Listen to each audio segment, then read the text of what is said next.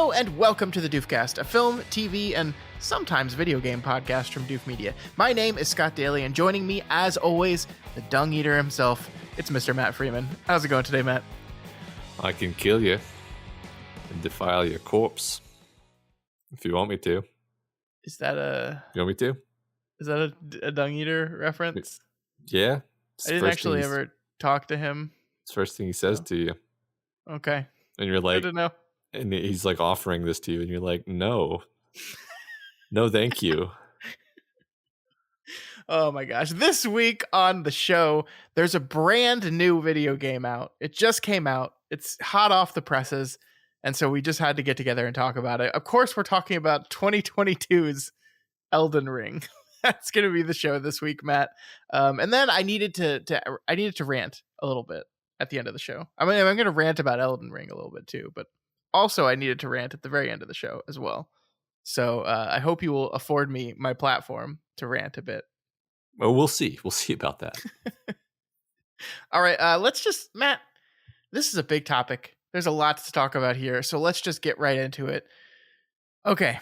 Elden Ring. Talk to me about Elden Ring. What is this video game, Matt?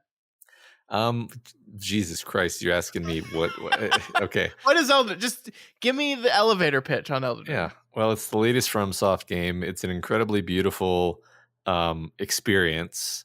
It's a challenging game from a gameplay point of view, like all FromSoft games are, but as a world to get lost in and to explore, it's sort of unparalleled. It's sort of one of those things that makes you stand back from the experience and go like, wow, look how far we've come with this medium that we call video game.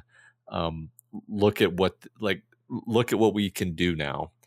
And it's just such an utterly engrossing experience, and everybody. I think one of the great things about this game is that everybody has a different experience with it. Previous episode, I raved about how much I loved God of War. I still love God of War. God of War is probably my favorite game, honestly. But God of War is like one story. Everybody has the same experience with God of War, basically. Whereas everybody has a different experience with this game. It's such a huge game that it's intimidating to pick a starting point to talk about it.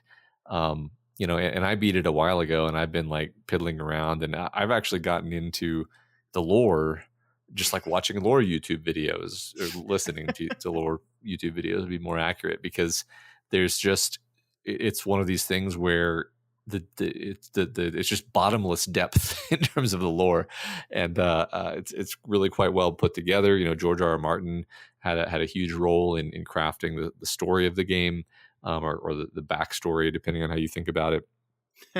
And that's what I mean about it being intimidating. Is it's like, wow, like where do you even start talking about this like massive thing? It's like trying to talk about the Lord of the Rings in an hour-and-a-half podcast. So all that being said, let's talk about it in an hour and a half. We have talked about the Lord of the Rings in an hour-and-a-half podcast. We've done that, just so you know. Have we ever done the Lord of the Rings and just been like, we're gonna completely talk about the entire Lord of the Rings in an hour-and-a-half podcast? I mean, are like the movies or the books? Like the books. Oh no, we haven't done that. Okay. Well, but I mean, I guess the big difference here is those are good.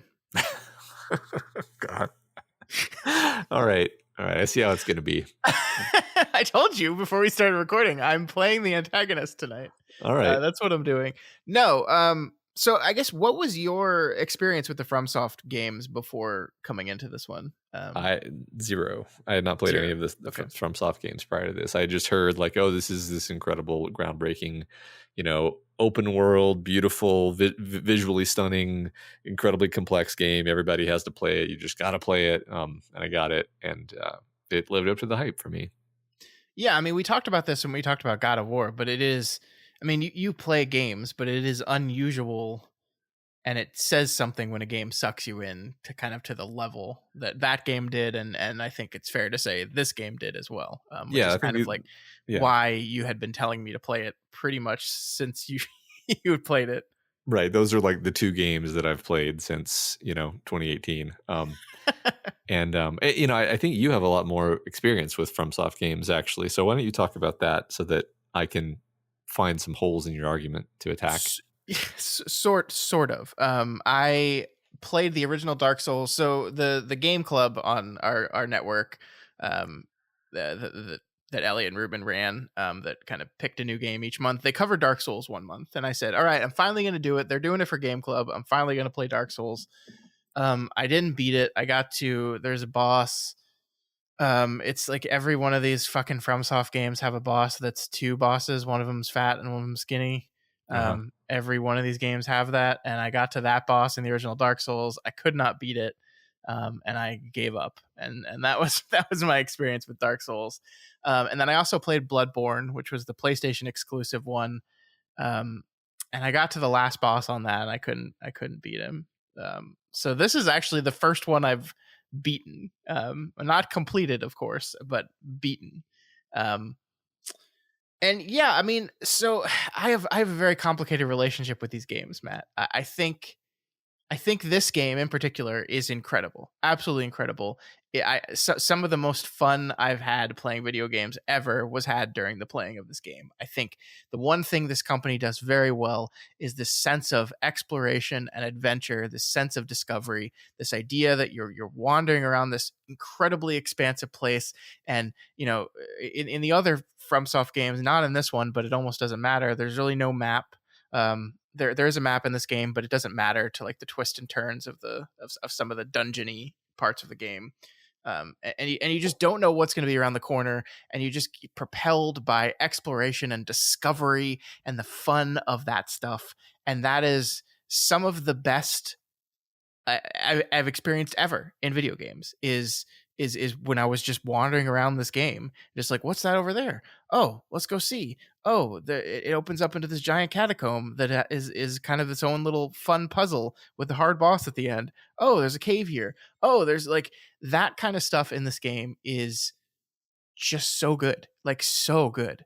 Hmm. And I experienced that same thing with the original Dark Souls as well, where it was just this game where you pick, you start at this central base camp area, you pick a direction and you just go, and you just kind of wander that direction until you get stuck, and then you try to go, come back and go another direction, and you're just like feeling and exploring your way around this place. And sometimes you'll take a turn and it'll open up into this huge expansive cavern that like goes down 100 feet below you, and there's this real sense of danger and discovery, and these games are so fucking good at that stuff. um Yeah. my struggle with these games is the things that I feel like they're not as good at is not driving you insane. Uh-huh.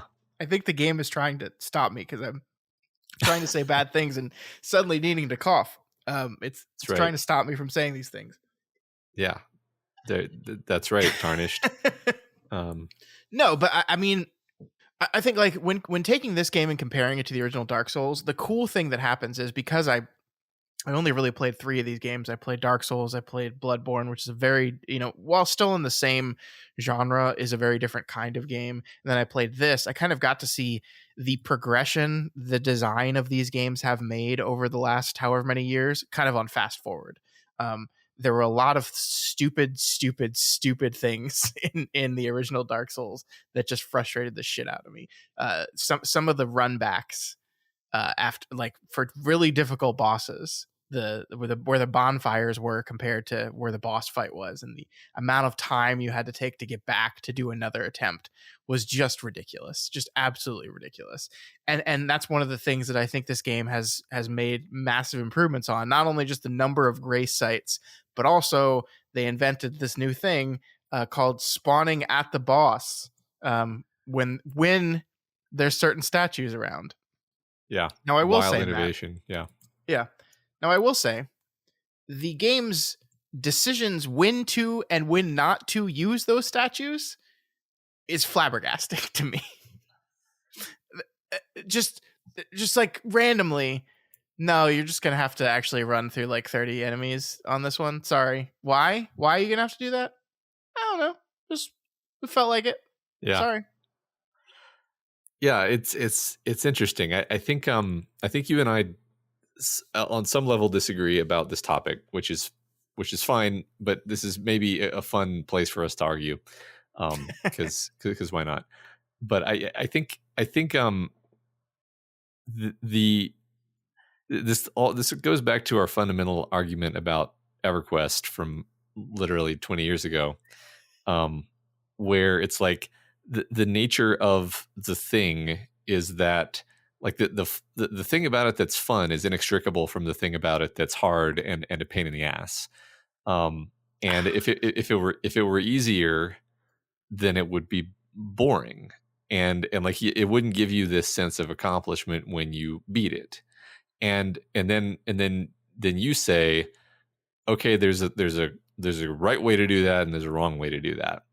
And I think it's not that I disagree with you philosophically. It's just like I think this game stays on almost always stays on the side of fun challenge and not massive, incredibly frustrating pain in the ass challenge. Um, like it does give you a lot of quality of life stuff. Like it lets you teleport between sites of grace. It typically, like you said, it gives you the ability to respawn nearer to the boss. I mean, one funny thing is like I realized literally after I had basically beaten the game how much of my suffering in this game was just totally self-imposed, and I'll explain what I mean. I would always do this thing where if I'm going to go to into a dungeon, I'm going to methodically kill every single guy I come across and Yeah. then get to the boss and then fight the boss. And if I die, I'm going to start at the beginning and I'm going to kill every single guy I come across. And that's how I played the game. This just seemed to me the way to do it. It wasn't even a choice. It was just like, yeah, this is how you play this. This is how you do this. Is you got to kill your way down into the game, into the dungeon. And then I watched my son play, and he would just run past guys, and it was fine. And he seemed to be having so much more fun than I was in some of these places. And it just caused me to realize, like, well, nobody was making me play the game that way. That was just like, I was setting my own difficulty level and I was setting it at a point that was making me frustrated, but apparently not so frustrated that I stopped playing because I did finish it. But the game permits you to just run past, like, you could literally just pick a dungeon. You could just like run and get to the boss and not fight anybody. Like most dungeons would allow you to do that actually. Yeah. And that's like that's interesting. Like, and I think the game does a lot of, the game is structured generally in ways that permit you to kind of decide how you're going to play the game. With the exception of like, you still got to find a way to kill this boss if you want to get the thing. Yeah. But then on the other hand, most of the bosses are optional. There's like a very few number of bosses who are actually like, you have to kill this boss to beat the game, right? Yeah. So it's like, yeah, we can complain to some degree legitimately about how annoying certain things are, but it's like, well, most of those things that are annoying are like optional. Like you're punching yourself in the face ultimately by insisting that you have to kill all these side bosses. Like, well, you don't have to kill them. So yeah. Well, okay. True. How does one know what is and isn't a side boss? Yeah, fair. I mean, I don't. I think I think I have a good answer to this actually, which is like you just continue to make your way toward the Elden Ring, or toward the Erd Tree rather, and the game will basically guide you into the main path of the NPCs interacting with you and telling basically Melina teleporting into your grace and telling you what to do next, as long as you're heading toward the Erd Tree. And if you diverge from the Erd Tree and you run across some other crazy boss somewhere in Radon or whatever, it's like, well, nobody's telling you you've got to kill this guy, and you don't have to kill Radon, obviously. So like, unless Melon is telling you got to do something, you pretty much don't have to do it. So sure. Yeah, I mean, I all the stuff you said is is interesting and true. I think the important thing I want to say here is like I think this game is a masterpiece. Like Mhm. I have my complaints with the entire Soulsborne genre and the design of FromSoft's games, and we'll get into all the things there. But overall, I loved my time with this game. I did.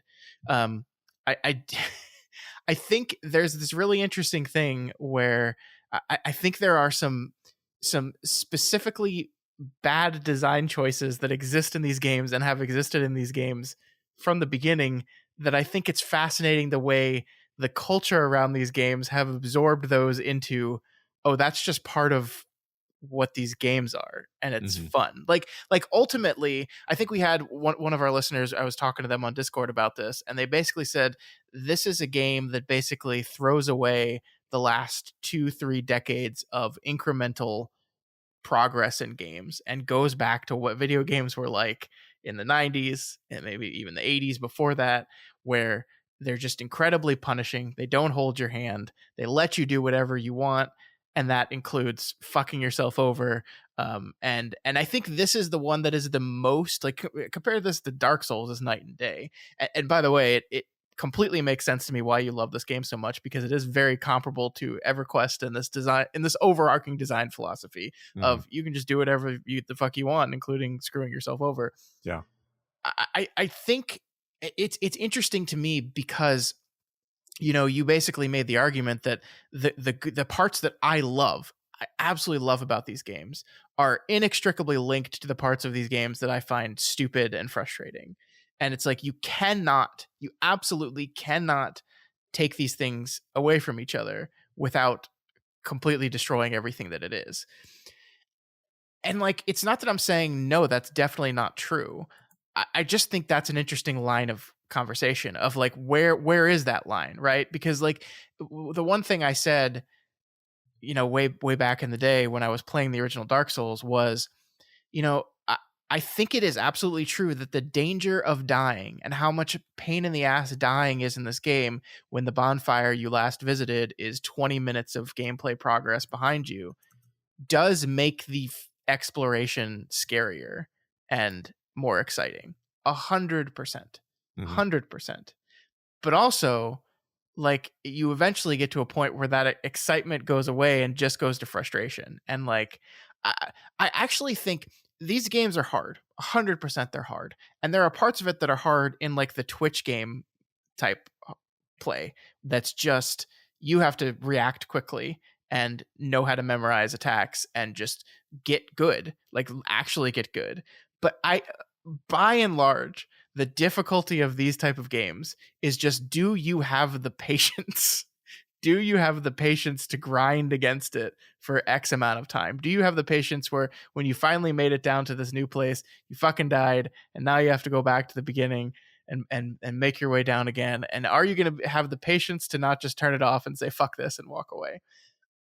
I think this game has reduced that the most out of any of the games that I've played, but it's definitely still here at certain times. And Mhm. it's almost even more frustrating to me at times, because the moments that they choose to do that and choose to not do that are mysterious to me. Like I said, they've added this new shrine thing that is not a bonfire or grace or anything, but is just a, when you die, you will respawn here, and we'll put one right before the super hard boss, so you don't have to worry about it. You'll just be right there. I'm like, oh, awesome, great. And then we just don't do that sometimes.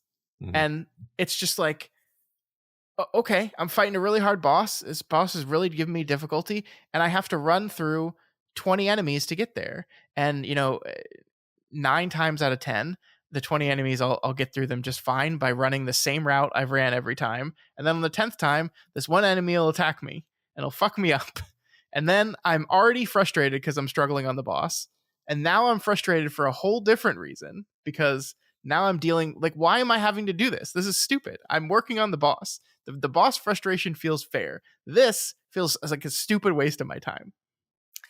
Um, yeah, I definitely feel you. I mean, so I want to talk about something. I don't want to take a total tangent from what you're saying, because I want to talk No, about you're what you're good. talking about, This is but going I to go all over the place. So go. Just go. so like I want to talk about an element that I don't know that I've seen discussed anywhere, despite all of my reading about or my watching of YouTube videos, which is like the fun level of like meta involved in like the story versus the experience, where like you show up as this tarnished and you're like, I don't know what a tarnished is, and the game's like, yeah, we're not going to tell you what a tarnished is, and you're like, I guess I'm supposed to go to the tree, and the game's like, I don't know, whatever you want, and then you're like, these, okay, I see there's these golden things, and they like kind of point such that like this one points to the next one, and they form like a chain of things point. Oh, and then this NPC tells me that I have something called the guidance of grace,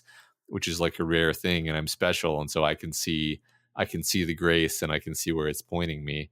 So I guess this is what I'm supposed to do, and maybe that is convincing for a while until you like meet the entities that are behind the guidance of grace, and they're these fucking horrifying rotting two fingers monsters that are disturbing, and all their servants are creepy, and everything about them is creepy, and you're like, wait a second, I'm why am I doing this?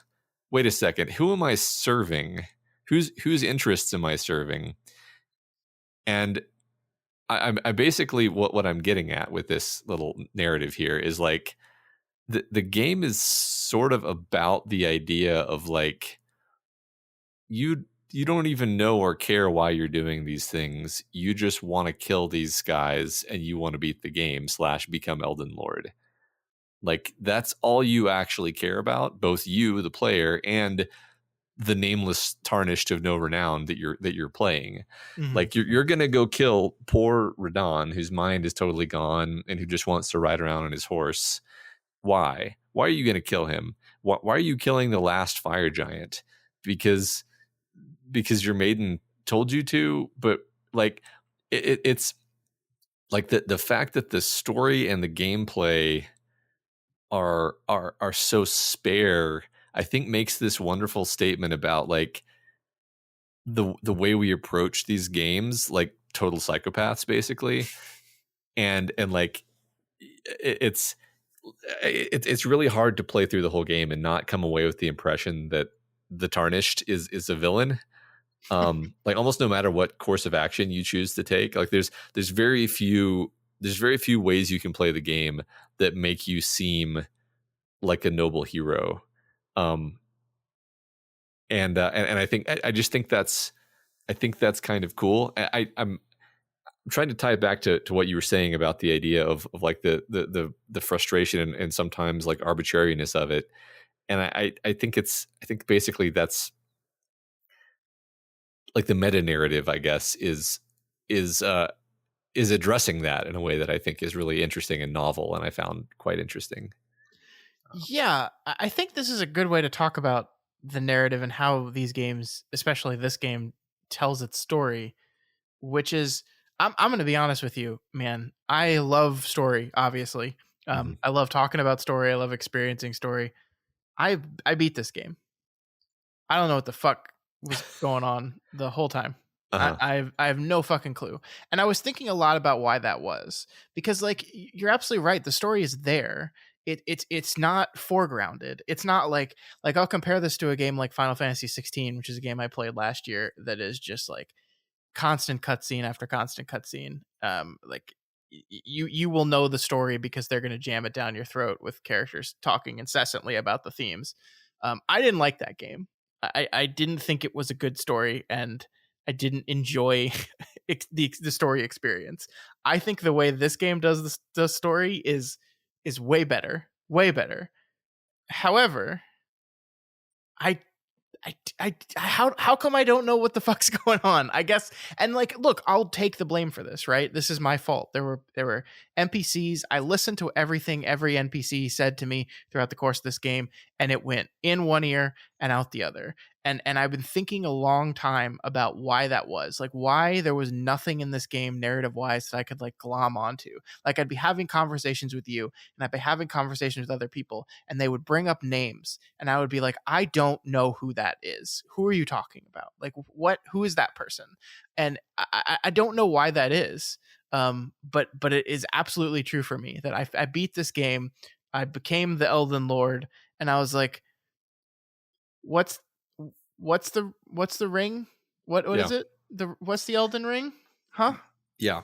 Who was Well, that that guy that I just killed? What? yeah. Well, so I mean, I think I didn't understand the story very well at all when I first beat the game, and well, once again though, I think that's kind of a fun and ironic statement where it's like you the player and also the character within the story sort of don't care. Like you're just doing what you're just killing all the strong things because that's what you do in a video game, and so you are Hmm. basically a total psycho, um, both in and out of the game. Um, but like, so yeah, so the story. I'm trying to think. Literally, still haven't like made up my mind what I feel about this because on the one hand, I really like the vibe that the game is like you are just a person in this world and you run into people and they tell you who they are and maybe they ask you to do something and I mean just to bring up EverQuest one more time, like it kind of like EverQuest clearly doesn't have a story. Like there's not a narrative to EverQuest. there Yeah. is there is stuff happening in the world of EverQuest and there are quests and there is backstory. If you talk to NPCs you can begin to piece a backstory together, but there's not a through line. And that's kind of what Elden Ring feels like most of the time, except Hmm. with the exception that there is a through line. You're the tarnished, and you're supposed to become Elden Lord for some reason that Yeah. you may complete the game without even understanding. And most of the time that doesn't matter really though. Like for the hours and hours and hours that you're playing, you're just like, oh, what's this? Okay, there's some of those the bell things that walk around, the giant bell temples that walk around. How do I make that thing sit down? Like you're I not figured thinking, that out, by the way. It was yeah. late in the game that I figured that out, but I did figure it out. And then you got to figure out what they do, and you're like, am I going to Uh, use up a thing I can't replenish and then regret it? I did not um, regret it. I just said, "Oh, cool, yeah, thanks." whatever, yeah. Um, but like and I think I don't mind that. Like I think I kind of like the idea that you're just this you're this lost person wandering around this gigantic world that is I think intentionally too big for you to ever see all of it. Like Mhm. I've continued to play the game off and on over literally the last 2 years, and I have not seen everything. Right, I don't think I Yeah. will ever see everything. And I think like that's the fun thing is you can then have a conversation with somebody later about the game and be like, oh yeah, what about those deathbird things? And the person will be like, what? I don't even know what you're talking about. And it's like that's amazing. Like we're two people who beat this game, and we may have had like wildly different experiences. Like it has been fun talking to you about your like combat build because I'm like, man, you just made like every decision different from what I did, which is I think really cool because it's like yeah, we just had really like very different experiences when it came to the actual combat. But you can have you can choose to kill certain bosses or not kill certain bosses, and Yeah. you just get a very Yeah. different experience. I mean, I think it is really fascinating and interesting the idea that you could make the game harder for yourself arbitrarily. Like Mhm. the summons exist that make the game easier for you. I didn't use them that often. Why did I make that choice? I don't actually know. Okay, that's not true. I do know. It's because when I have a lot of qualms with the combat in this game, especially against like the big giant bosses. Um, but one thing I will say is that when the combat is clicking and like you're doing the things that you should be doing and you're dodging the attacks the way you're supposed to be dodging them and countering and like that is when the combat feels at its best. And the thing that I found is when I used the summons, I felt like I was just robbing myself of that moment. And the trade-off was okay, but it's going to take longer and you're going to be more frustrated because of that. And that was a trade-off that I was willing to make. I guess I don't Mhm. even know if I consciously did it. I never like I know there's people that set out and they say this is going to be a no summons playthrough, and that's not what I did. Right? If there were literally any time I was up against an enemy with that a boss that was two or more enemies, I Yeah. immediately summoned things because I'm like I'm not fucking with this. I'm not doing it. I'm so bad at the multiple enemy fights. I'm so awful at them. So immediate summon. Yeah, let's go. Yeah. Um, but and like I think it is great. Like I genuinely think it is great that the game allows you to kind of pick the way you want to play it. Have never been the type of person in games that is like super into like theory crafting builds. I usually go for the path of least resistance. The reason I played this game the way I played it is I made the samurai character. I got a katana, and I really enjoyed using the katana. And then I got like a magic katana. I think it's the Moonveil is the name of it. Mm-hmm. And I thought this is really cool. And so I just Googled Moonveil build.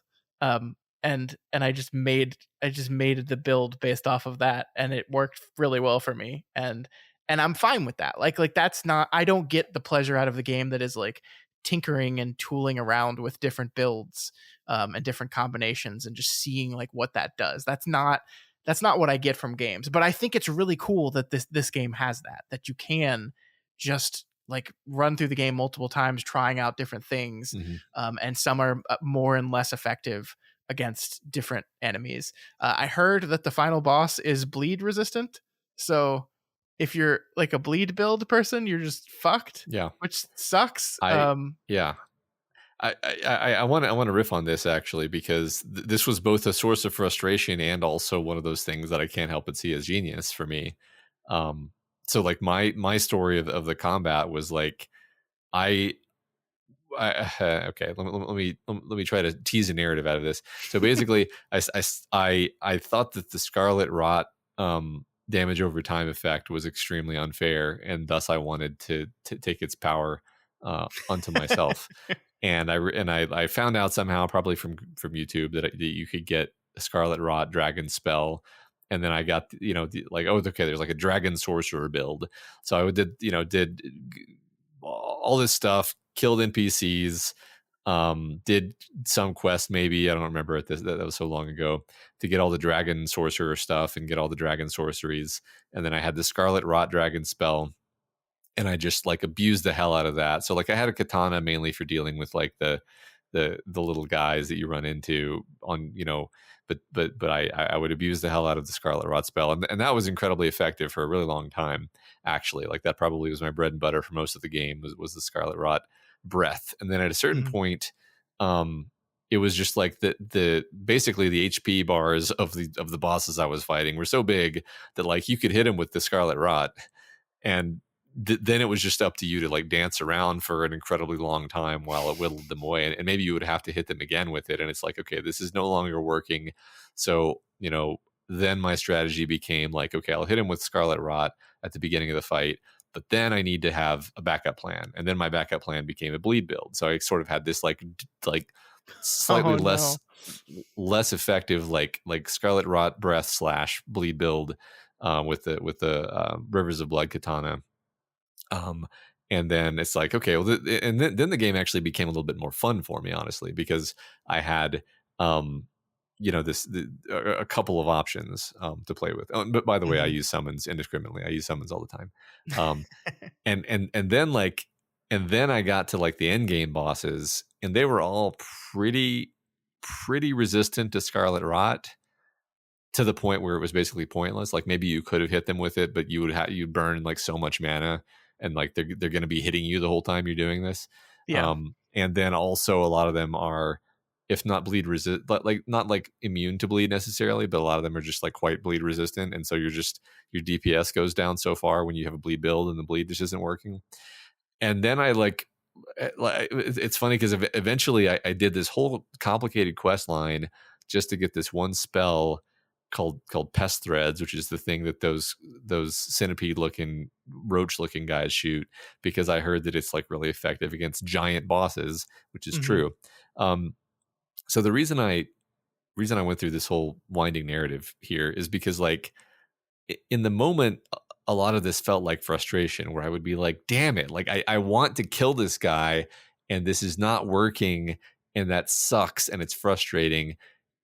But then I would go do some other fun thing for a few hours to accumulate the spells or equipment or whatever it was that I needed, and that would be fun. And then I would come back to the boss having done that, and I'd have all these new powers and abilities and crap, and then I would eventually win, and that would feel really cool. And it's like the game is like continually tricking you into having fun by putting these really difficult obstacles in your path, where you could, like you said a minute ago, like you could just get good, like you could just bash your head against it over and over and just like get really good at not getting hit and just play better. My play style, ironically, or what was just to go figure out what the counter is for this boss, and then Mm-hmm. I would go get that, which would be and these to me are like two totally different ways of playing this game, and they both, like, I'm sure they're both fun in different ways for different people, and I Yeah. think that's so amazing that the game permits that, because it's Mm-hmm. like that's Yeah. that's awesome. Like, it's awesome that the game is built this way. The Um, most amazing thing this game did is basically make it so you really can't fuck yourself permanently, mhm, which is not the same as what Dark Souls did. mhm, There is always, if you make a mistake or you're allocating points wrong, or like, there is always a way out of any of that. I will say, like, your idea of like, oh, I'm stuck on this boss, I need to go get this thing, that relies on outside the game knowledge, right? mhm, mhm, And I guess the question I've always had on that, like, the early arguments I had about Dark Souls is like, this game doesn't fucking teach me how any of this stuff works at all. And the counter was, yeah, but it's all available online if you want to go look for it. And like, I'm like, oh, do I want that to be the case?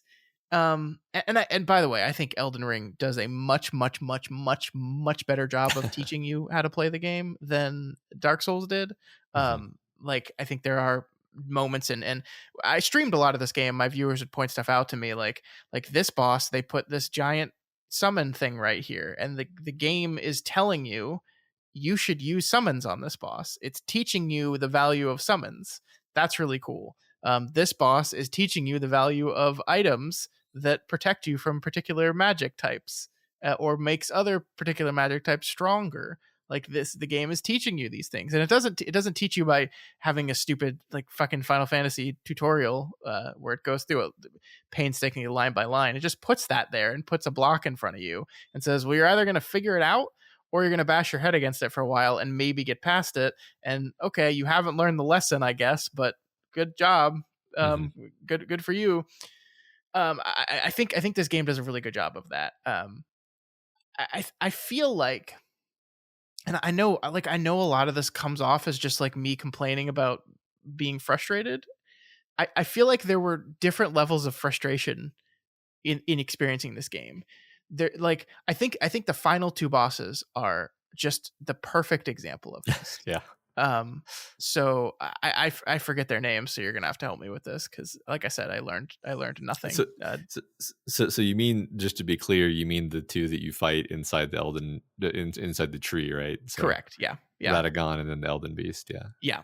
Those two bosses, which is the fun FromSoft thing they like to do, where you have to fight one to get to the other, and then if you die, you have to fight the both again. There's no like checkpoint system, which is just delightful. Hmm. Um, those are like the embodiment of the combat at its best and the combat at its worst, in my Hmm. opinion, because I think the Radagon is what you said his name was, Yeah. right? Yeah. Yeah. I think that fight is fucking awesome. I think it's really, really hard. It's really hard. And it took me forever. And I got mad and frustrated. But like, it was a frustration at myself. Like, every time I died on that guy, I was like, I know exactly where I fucked up. I know exactly what I did wrong. And I'm just not memorizing his move set enough. Like, why am I not doing this? Like, there was a particular move he did where every time I'd get hit by it, and like, I knew what it was, I knew how to look for it, I saw it, and I just wouldn't react correctly. Hmm. That is frustrating. It is extremely frustrating.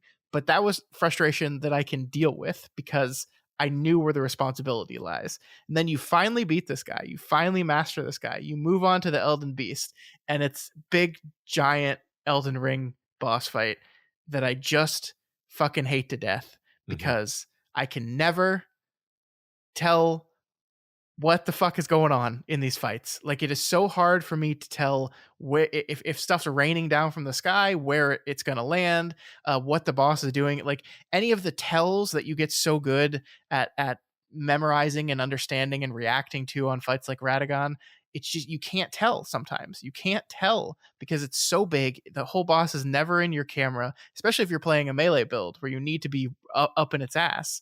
The lock-on feature that works so well in the human-sized fights just falls apart. You can't, like when I was complaining about this on stream, people would be like, just don't lock on. And I'm like, that's fucking wild. What? Yeah. Like it is one of the biggest letdowns for me was going from the Radagon fight that was so fun. It was so great. Mhm. And yet, again, frustrating. I was mad. And if you go back and watch that stream, it seems like I'm mad at the game because I'm just looking for excuses for why why I'm not learning what I need to learn. And then going to the Elden Beast fight that, like, I beat it. I don't even know why that particular time I beat it though. Yeah. I couldn't even tell what the fuck was going on. Right. I just happened to not get hit by just enough things that I killed it before I died. Yeah. I think you and I are pretty much on the same page here. Honestly, for me, the gripe is specifically like this becomes a waste of my time at a certain point, and I get mad. Yeah. Not at the hardness per se, but I become really aware of how much time I'm spending on this thing that doesn't matter, and Yeah. and so like, fighting Radagon over and over and over and over. It's like, okay, I'm what I'm doing right now is I'm fighting Radagon. So every time I fight Radagon, I'm getting a little bit better at fighting Radagon, and I figure Yeah. out this new thing that I can do, and it feels like you're making progress. But it really pisses you off when, like, maybe you're still not that great at killing Radagon. Maybe he still kills you like 40% of the time, Right. Yeah. and you get past him. It took you a while. Your nerves are frazzled, and you get to the Elden Beast, and then all these bosses in this game have that one attack that's like, they flick their wrist and they shoot a dart of magic at you and you die immediately. Uh-huh. And it's like I can't tell you how many times in this game I would be doing something sort of shaped like this, where like, I just did something really hard for the 57th time in a row, and as soon as I did that and got to like the second phase of the thing, I died immediately to a thing that I almost couldn't have done anything to avoid. Yeah. And you're just like, this is stupid. Like, this is not, like, there's nothing fun about that specific thing. You're like, I'm not getting better. I'm not learning how to beat the guy. Now I just have to do this again. And Yeah. I'm mad, and worse than mad, like, I'm kind of getting bored because I don't feel like Yeah. I'm moving forward, and I don't feel like I'm learning. I don't feel like I'm getting better. There's just kind of no reason to. I really agree with you. Actually, there's like no reason to have the two bosses in a row where there's no checkpoint. It's purely like it. Maybe I sound like I'm contradicting what I said earlier about like it's good to make things hard because then it feels like you accomplished something. But this is one case where, man, I'm pretty sure after some of these like two bosses in a row things, when I finally beat them, I didn't even feel like a sense of accomplishment. I was just like, Yeah. Jesus Christ, how many days, how many evenings did I spend on this? Yeah. Yeah. Like, I'm just mad. Like, I won, and it's not even a feeling of triumph. Like that. Mhm. That wasn't my mainline experience with the game, but I definitely had a few moments like that. Yeah, like I said, this game, when it is a test of your skill, I think is the game working really well. When it is a test of your patience is when the game starts to annoy me. And this is a perfect example of that. This two-phase boss thing. And like it's not even all the two-phase boss things, because like the fight right before that, I think, is against Godfrey, right? Mhm. And he Yeah. is a two-phase fight. Like, you beat the first phase, he transforms, and he's in a second phase. But the second phase still has the health bar of the first phase. It's Mhm. different. You need to learn new things, but you still feel like you're on the same fight and you're progressing on the same fight. The problem with the Radagon Elden Beast duo is exactly what you said, where I have beaten this boss now. I want to prog the Elden Beast boss. Mhm. And I finally beat Radagon, get to the Elden Beast, and die in 30 seconds to some stupid thing. And then I have to go back and spend another 15 minutes on Radagon because, like you said, I've gotten to a point where I can beat him, but not consistently. Mhm. And then by the time I do it again, I'm back to Elden Beast, and I've forgotten all the lessons I learned the first Right. time I fought the Elden Beast. And so it is this slowing down of progress that I agree gets frustrating and boring, and it's just like I want to be progging on the fight that I'm progging on. I do not want to be progging on the fight that I've killed already. That is in MMO terms, that's farming and that's boring. And Yeah. I don't want to do that. And I don't know, like I just feel like, especially as well designed as that Radagon fight was, like it was such a letdown for me. And I don't Mhm. know why we keep, like, I've been watching someone play Sekiro on Twitch the last couple days because I'm like, for some reason I just insist upon making my life miserable, and I'm like, I think I'm gonna play Sekiro now because I love these games so much. Uh-huh. Um, and I'm probably gonna end up doing that. And they're struggling on a fight right now that is the exact same thing. It is this 2-phase fight, and it's like you just like it's a test of patience and determination. And I guess that's like a good thing to test, right? Like we play MMOs. Um, that was what a lot of early MMOs were, is just, do you have the time and the patience to get to the max level? Because it's not necessarily hard. It just takes a long time. Mhm. And there's a lot of that in this game where it's not there. There are, like I said, there are things that are hard. I have not beaten the Melania fight, and I'm probably not ever going to. Like I don't find it fun enough to bash my head against that for however long it's going to take to do it. So there are really hard, just like genuinely difficult testing your skill moments, and I love those, even if I don't want to do them all. I think Melania is the only thing I haven't killed in this game, by the way. At least boss wise. I mean, I'm sure there's like other hidden paths and shit I haven't seen, but I'm pretty sure boss wise. I'm looking at the boss list right now, and I think I've killed everything on this list. So I forget if we talked about this or not, but did you kill the Dragon Lord in the dream? There's like a um is there's that the there's Placiduke? yeah, well, there's two similar seeming Dragon Lord boss Oh fights, no, but maybe I yeah, have. I didn't kill him either because I think I broke the quest line actually. So I'll have to start over if I want to fight him. But Okay, that shouldn't happen. Can we just like say that like you shouldn't accidentally. This is, by the way, speaking of complaints. Okay, let me take a step back. Let me take a step back. I'm getting into Scott whining territory. I don't want to do that. It's a very good game. Like this game a lot. Just yeah, reestablishing that. There was a part early in the game where I didn't see an NPC in front of a church and didn't get the bell that lets you summon things. uh-huh, And I was struggling on one of the catacombs bosses that's the big cat with 4 gargoyles around it. right, And the people that were watching me play were just like, just use summons. It's like, okay, how do I do that? Well, just get out your bell. I'm like, I don't have the bell. I didn't. What are you talking about, bell? Like, okay, just go to the church and talk to that person, and they'll give you the bell. It's like, okay.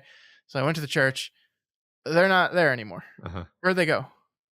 I don't know. Yeah, they're gone. Yeah, They're gone. you missed it. Yeah, Yeah. So you just go to the round table, and if you go to the shop person, they'll be selling the bell. And all I could think about was, if I wasn't streaming this game, hmm there's no fucking way I would have figured that out. Like uh-huh. no, I would have played the entire game without the stupid bell because I just never would have figured it out. Like, even if I had gone to the merchant that sells the bell, I would not have been paying enough attention to be like, oh, there's the bell, because I wouldn't even fucking know I was looking to have a bell. Like, Yeah, that feels like a problem to me, and I don't know. I like, but at the same time, the thing you said, the openness of the world, the free reign of the sandbox, the you can do anything, you can construct any build. We're not going to hold your hand. You don't have to talk to any of these NPCs. You can kill them if you want to. That is something that makes this game the game. Like, and the thing I'm not saying is I want like quest logs and like, hmm like World of Warcraft has quest logs where it'll tell you each step in the quest, and you'll know exactly which steps you've completed, and you'll know which steps you have to do, and you'll even kind of know where the person that you need to talk to do that next step is at. I don't need that level of hand holding, but like just a little bit. yeah, Just a little bit. yeah. It's so interesting because I can't even really disagree with you. It's it's such an interesting and unique game because it almost forces us to deconstruct our sense of what a video game is or Yeah. can Hmm. be. Because it's like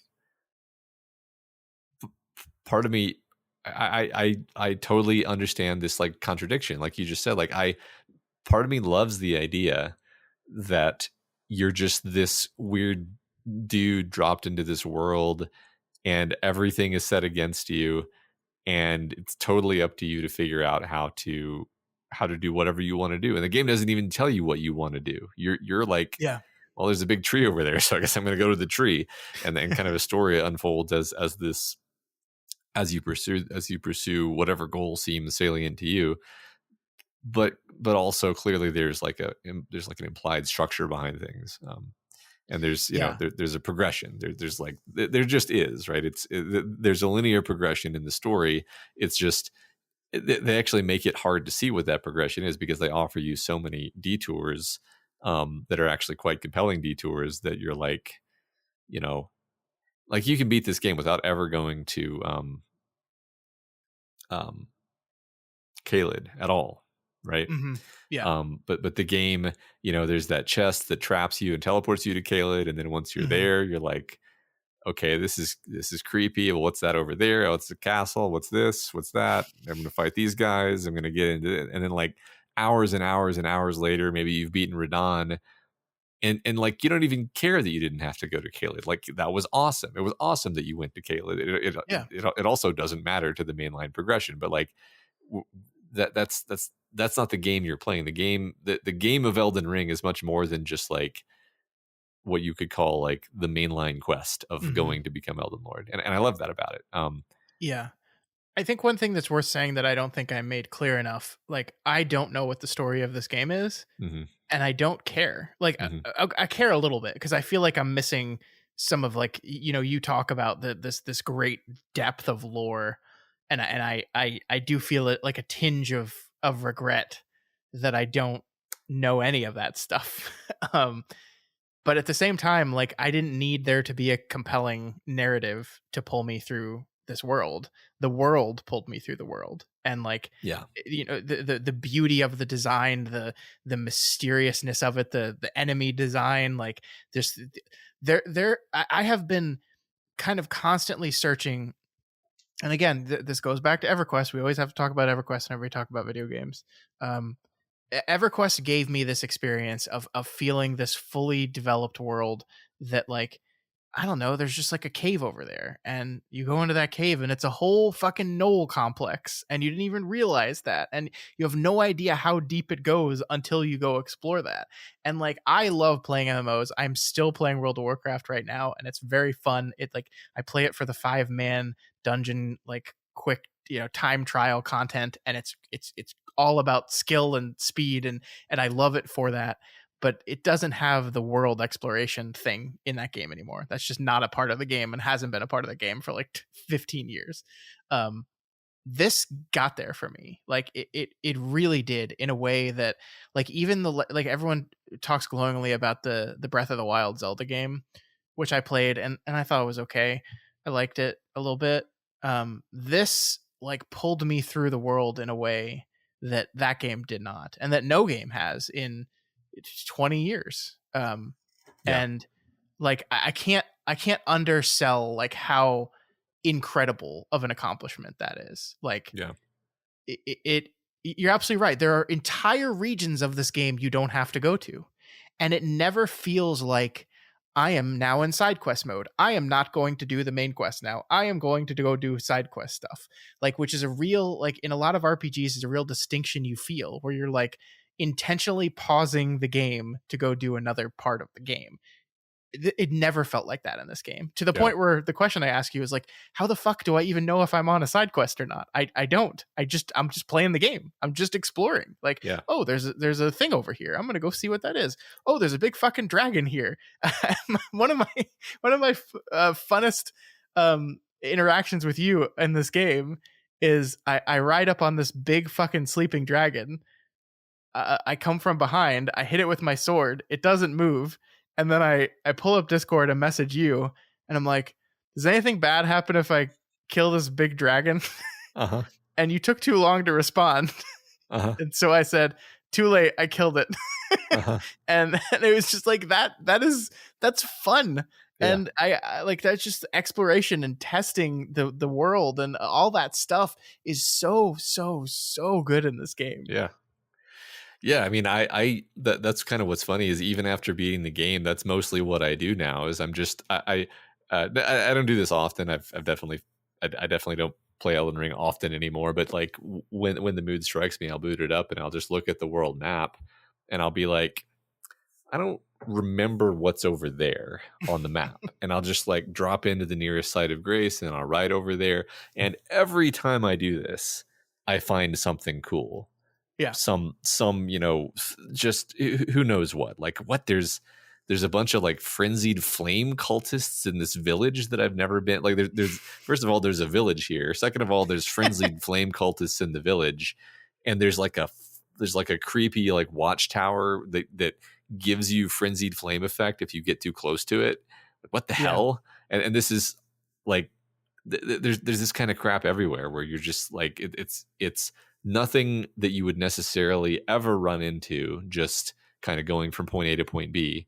And it's everywhere and it's so fun. And Yeah. that's, um, Yeah, it's some, remarkable. And yeah. the game is not unafraid to troll you, as it does constantly, where it will, like, the catacombs are the perfect example of the game specifically saying fuck you, because they will just consistently, like, put an item where there's guys there to trap you. Yeah. But the sneakiest thing the game does is not when it puts an item there, when it puts an enemy with its back to you, Uh-huh. like at the end of a long corridor, and it just fucking knows that you're going to see that and have the chance for a crit, a sneak up crit on the Uh-huh. enemy, and you're just going to charge up to them, and that's boom, the guys Yeah. are, it does this so Yeah. many times, and it's like you can kind of almost hear the developers laughing at you as you fall for that trick. Uh-huh. Like it's, and like you will continue to fall for it because like the juicy backstab is like, Yeah. or butt stab as I called it, is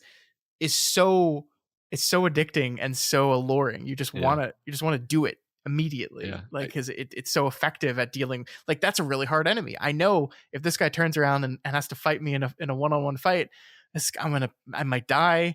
I'm gonna waste my fucking potions, and it's just gonna make my life so much more complicated. So I'm just gonna Yeah. charge. Oh fuck! I Yeah. fell for it. I fell Yeah. for it again. Or you step on one of the pressure plates. Yeah. Like, which is what I would do. Like even like you think you're so good, right? You think you're so like, I'm not gonna fall for that again. Totally do. Totally Yeah. do. And it's not even like they were hiding it. It's like Mhm. you can see the pressure plates every Oh time. yeah. It's just like they have this expert, like they know where your eye's gonna go. And Yeah. they know that they can put that thing right in front of you and you're gonna miss it still because you're looking at the thing past it instead of looking at it. Yeah. And that, so I think the open worldness of this is something I do want to talk about. Mhm. Because I hate open world games. That's not true. I hate a certain design of open world games. I call it the Ubisoft design. I Mhm. don't even know if that's true anymore. I think just everyone's doing it. And what I mean by that is they create this big, huge world and they just like throw stuff in it. And by stuff, I mean like dumb quests, like climb to the top of this tower. And when you get to the top of the tower, you open more of the map. And then there's like this quest that you do 16 times, but it's in a new location each time. Like, there's a compound, break into the compound and clear it out, or do this for this, and it's like this is a repetitive just shit thrown all over your map constantly that you feel like you have to do. I hate that stuff. I hate it. And it feels like just artificially extending a game.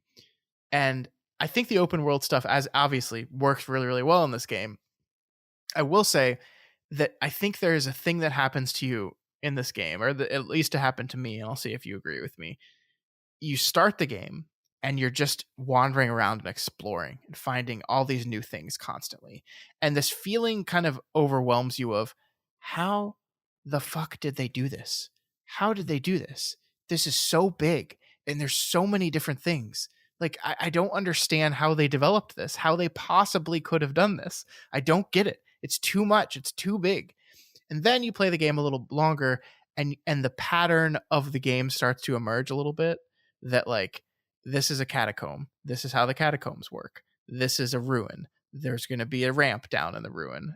This is a church. They're going to have this here. Like this is a hero. So like the iterative, like open worldy stuff starts to emerge eventually, to where you can look at the map and you know, oh, that's the mine thing. It's going to have these enemies in it. It's going to look like this. It's going to do this. And they're all designed a little bit differently. So it's not like they're copy pasting these things, but you start to see the design at work.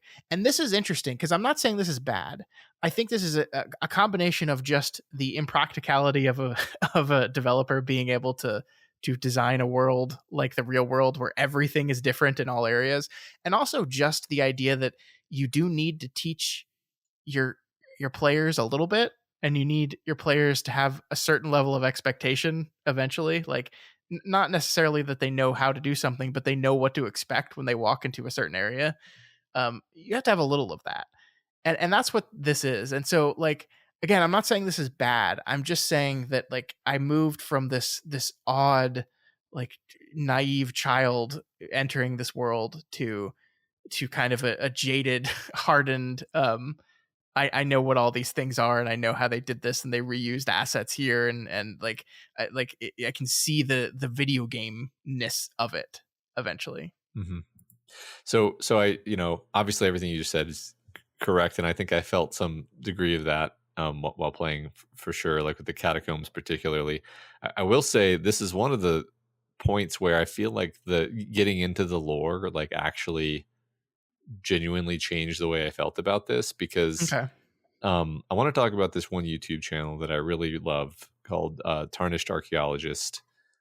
And the channel is exactly what it sounds like. It's basically taking the idea that the Elden Ring world is a world, and that and that doing archaeology on this world is something that you might spend your time doing productively.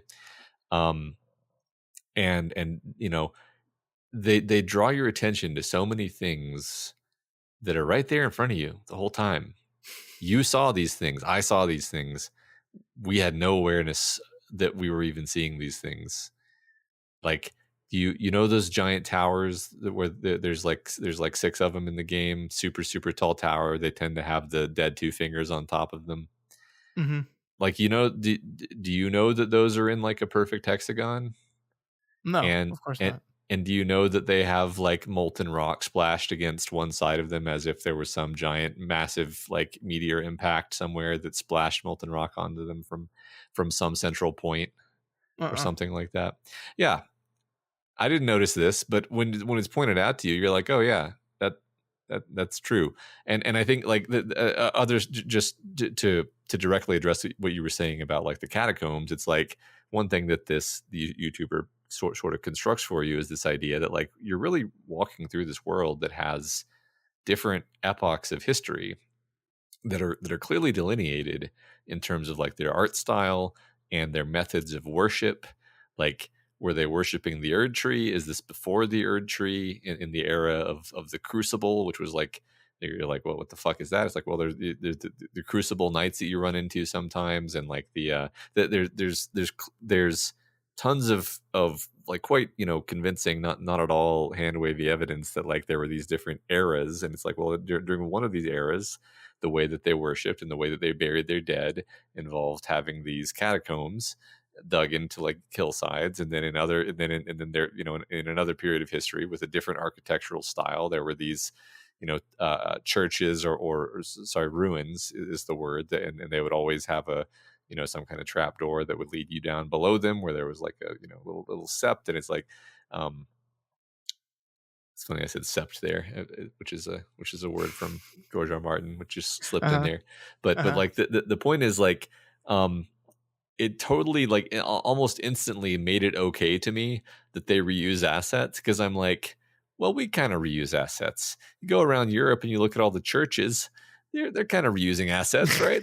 I see that Sure. cross asset in all these different churches, and I see these ionic columns. They sure like copy and pasting that ionic column design. It's like, well, yeah, that's the way we do our architecture. That's the way we do our churches in real life, or cathedrals rather, are you probably know this. Maybe some people don't. Cathedrals, if you look at them from above, they're in a cross shape. Hmm. They're designed that way on purpose, and Yep. that's like the uniform design for cathedrals for hundreds of years. And so then you go back and you look at the game, and and suddenly looking at it in this light, it become, I mean, yes, it is literally labor saving by reusing assets. But I love that they like elevated that by having it be like, well, there's a reason for that. It's like it's a world with layers of architectural history and cultural history and different art styles, um and it all, like, I was just like, wow, that's so cool. Like that made me actually just love it instead of kind of being a little bit jaded, like you were saying. Yeah. um Yeah. No, I think you're right. I mean, obviously, it's true that we build things that are like each other across the world all the time. I think the gamey parts of it for me specifically were like, I know at the end of all these catacombs have a switch in it that's going to open a door, that's, and right, right. every ruin is going to have stairs down to a small room that'll have a chest or a boss fight.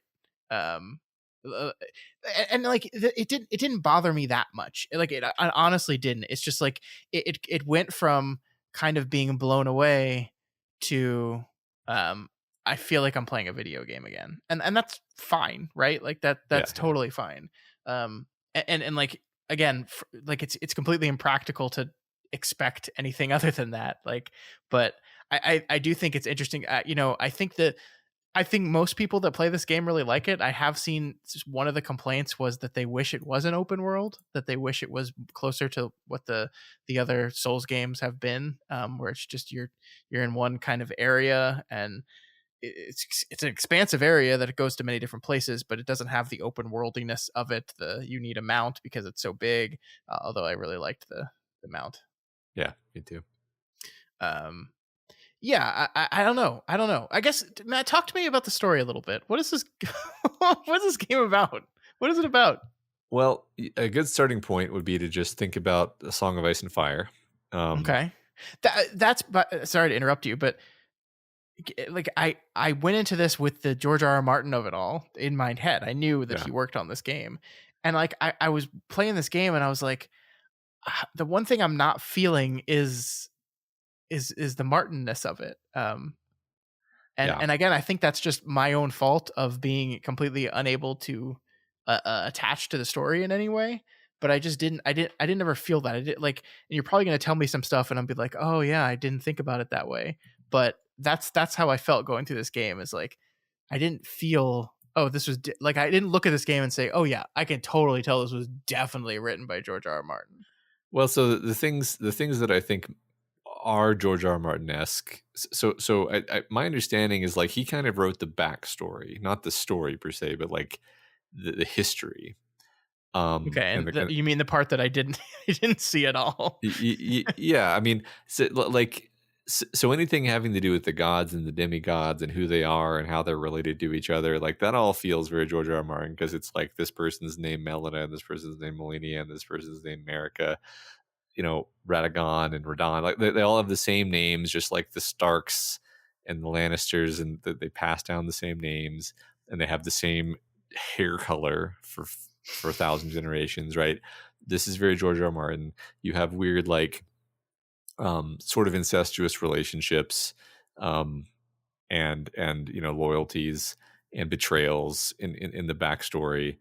um I don't know. I don't want to go into like the maximal level of detail, obviously, because that would take forever. But like, basically, you've got the goddess of the world, Marika, and she's trying to change things. And the thing about this world is that it's very resistant to change, and there's these gods, and the gods are really just like this George R. R. Martin Song of Ice and Fire gods, where you're never quite sure what these gods are. Just like R'hllor in Song of Ice and Fire. Like, is that a dude? Is that just like is there no god at all, and it's just that Melisandre can do fire magic and she thinks there's a god, and Hmm. she's crediting the god. So like in this world, like there's like the golden order, and there's the greater will, and there's the flame of frenzy, and there's the mother of blood. There's these like primordial deified forces of nature, that have it, maybe at different times held power in the world. And these forces are all kind of striving amongst each other, and probably without realizing it, like you've fought such and such enemy, and you've got like the frenzied flame effect on you, and you're like, that's bad, you know. And but like that's a whole plot line, like where you find the frenzied flame characters, and there's a whole game ending actually where you become an acolyte of the frenzied flame. It's actually totally sweet. I haven't done it, but it's super cool. It's basically the Joker ending of the game, is the burn it all ending. And so, like, in terms of what is the story and what are your choices, a lot of your choices have to do with like which of these forces am I going to ally myself with, because by the end of the game you have the opportunity to choose what you're going to do with the Elden Ring. And the Elden Ring is it's weird that it's called the Elden Ring, because that name doesn't make any sense, but what it really is it's the metaphysical law that will bind the lands between going forward. And so, like, for example, what Marika did is she took the rune of death out of the Elden Ring, and that's why nothing can die, or if it dies, it just comes back immediately. Um, Including you, including all the NPCs, they just come back. Nothing can really die properly, because she removed the so she changed the order of the universe by removing this one rune from the Elden Ring. And your choice at the end of the game is like, what are you going to do? Are you going to put it back the way it was? Are you going to add? Are you? It all depends on which NPCs you've interacted with and which ones you've agreed to help. Basically, there's actually many options. Um, like you can sort of side with like the omens and sort of make it so that everyone has the omen curse. You can side with the frenzied flame. What is the omen curse? The I don't know any of this stuff. so like well, the omen curse is just like some fraction of entities, creatures born in the world will have like horns and wings and look super fucked up, like Moog and Morgoth, Okay. who were brothers, and they're actually children of America. Like they're literally like demigod royalty, children of the goddess of the world, but they're cursed with this omen blood. Which, I mean, they're her pure blood children, but just like the omen curse just inflicts one out of every however many babies. And you'll run into other omens throughout the game. They're just like an NPC type, and it's like if you take pity on the omens, then you can make it so that the Elden Ring, gives everyone the omen curse from now on. If everyone's super, then no one is, right. And then they won't be persecuted anymore. That's just one out of the many things. So really, the reason I'm mentioning this in kind of circuitous way is to say that's the story. Is you figure out like which of these forces or entities or groups you care about the most, and then your choice in how to end the game is like, well, how am I going to reconstruct the lands between? How am I going to repair the Elden Ring? Or Yeah. I think Okay. what's ironic is that the choice that you and I both did was to fuck off and leave. Okay. Which, Yeah. But let's be clear here. The reason I did that choice uh-huh, was because I beat the boss finally, and there were all these messages on the floor congratulating me, uh-huh, and I was reading them.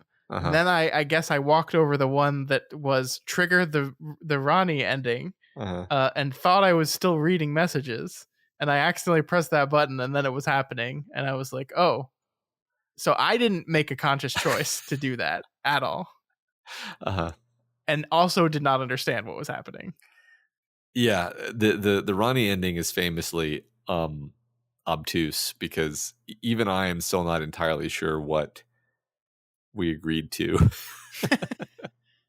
Just felt like we were just leaving. I right? mean, We just went into space, I thought. yeah, I think basically Ronnie wants to sort of free the world from the dominion of the Elden Ring altogether.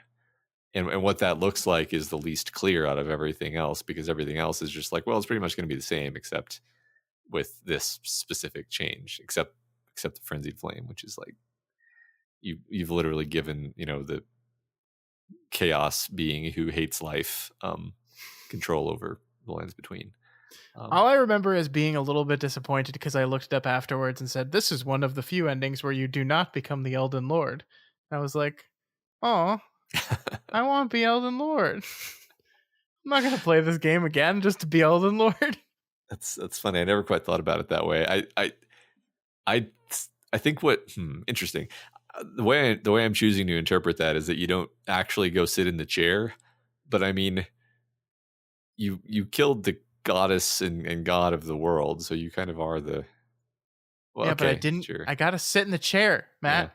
It's my chair. I Well, earned that chair. now that you've pointed this out to me, I'm actually very upset, and I have to go. Uh, excuse me, I have to leave. And um, I don't know. I don't know. I don't know how interesting it is to hear me talk about the lore of the Elden Ring. I mean, I, I, I I guess if there's people out there that played like you, probably not very interesting at all. If there's people out there that played like me, this is all new information to us. So I found it pretty interesting. I guess where I try to get back to this thing is like, do I think that this is good or bad? And this is the thing I struggle with this game as a whole, a game that I loved and enjoyed every minute. Well, okay, not every minute. Enjoyed enough of the minutes of my time with it to have a positive opinion of it going away from it. But we talk about the things like the way the difficulty is managed. We talk about the things like the way the stories are told, the way the quests are done, the way the combat works, the way the camera works against some of these larger creatures, and or in that case doesn't work. And the question I keep coming back to is like, are these bad things that should be iterated upon and fixed, or is this just like this is what these games are, mhm. and you take the good with the bad and you get ultimately something that is remarkable and incredible, but maybe doesn't scratch every itch you have for video games in specific ways. Like, I love a good story in a game, you know that. I love it. I will never I will never get that from these games. I don't think. I just won't. The way the story is told here, I consciously tried with this game because I you could not you could pay me $1 million and ask me what Dark Souls was about, and I would not be able to tell you one single fucking thing that game is about. I know Uh-huh. nothing. And so I was trying. I was like, I know it's a George R. R. Martin game. I'm streaming it, and I run a story podcast, so I should really try here. I should really try to figure out what the fuck this game is about, just from the game itself. And I failed miserably. Um, and and so it's like, obviously I that's my fault, right? Like, I'm fully willing to make that my fault. But I guess the question is, it is it right that the responsibility for so much of how this game functions or works or doesn't work for you is in your hands? I guess I say that out loud and I'm like, yes, of course that makes sense. But I don't know. I don't know.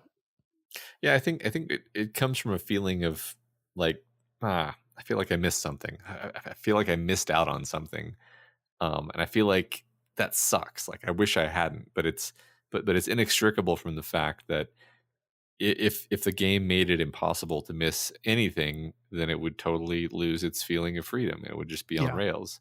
Hmm. Um, I will say I don't want to say that too strongly, because I feel like God of War.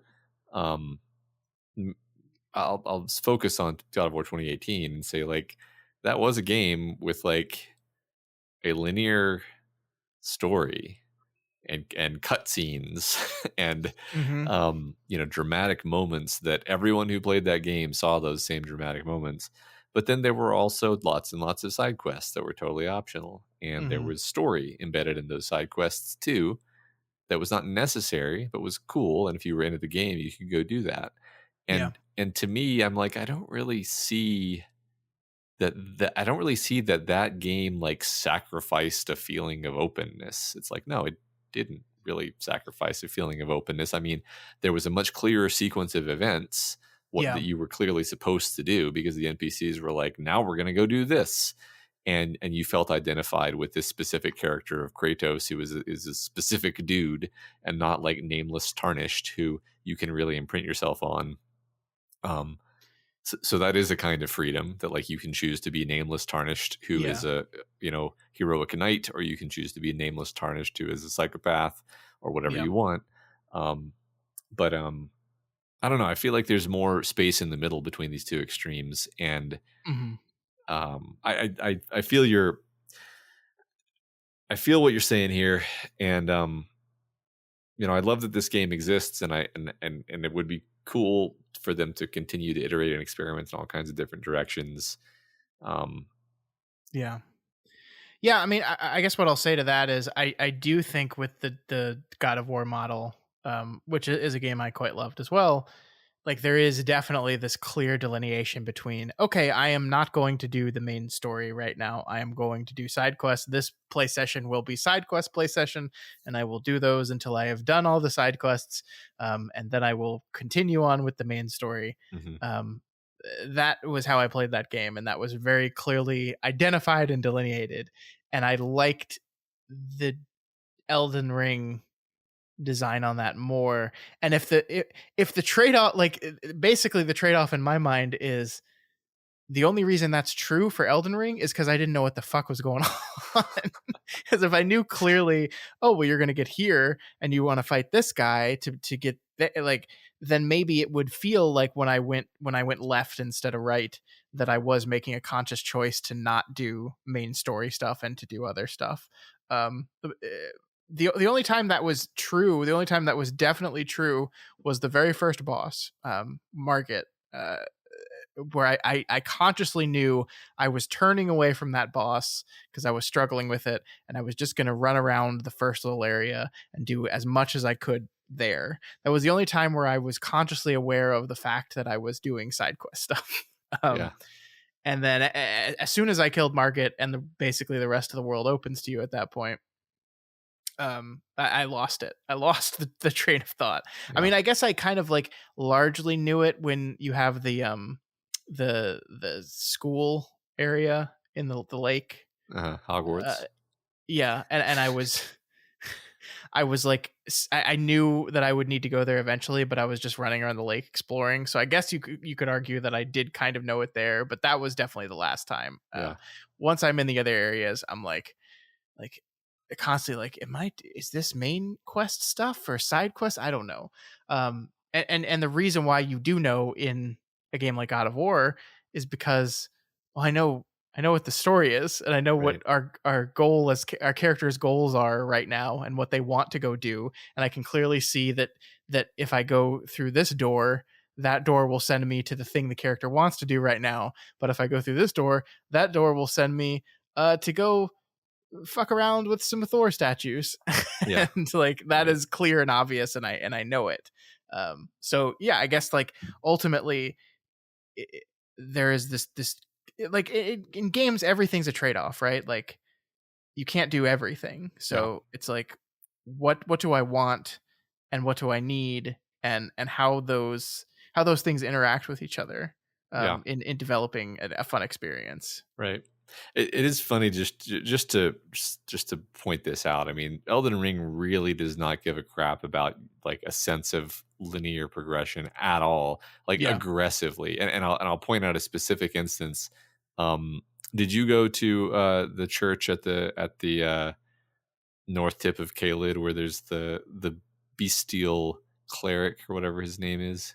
Yeah. Uh-huh. Yeah, I took a portal there because I talked to a guy, yeah, after I killed a skeleton ferry boat person who gave me a thing to give him. Yeah. Yes. Garank.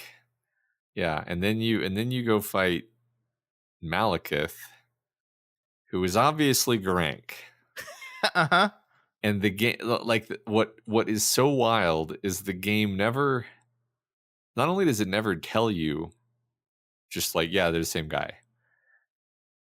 It's you can like I might be getting this slightly wrong, but I'm pretty sure you can kill Malekith and go back and Garank is still there because Farah Missoula is like in a time warp. And it's like that's the kind Oh. of thing that but it's like that's not an explanation. That's bullshit. like okay, but like when what how did he get there and when is this relative to like none of this is answered. That there's not even like a secret lore explanation that I'm going to tell you now because I have watched the YouTube videos. It's like no, they just don't care. Like this is just they wanted to have Garank be someone you could interact with as an NPC and then you later find out that it's Malekith, but we're totally like total disregard for a sense of like continuity. We're just going to wave our hands and say there's a time warp, and there's a lot of stuff. Like I really cannot blame anyone for not understanding the story because the story is metaphysical mumbo jumbo.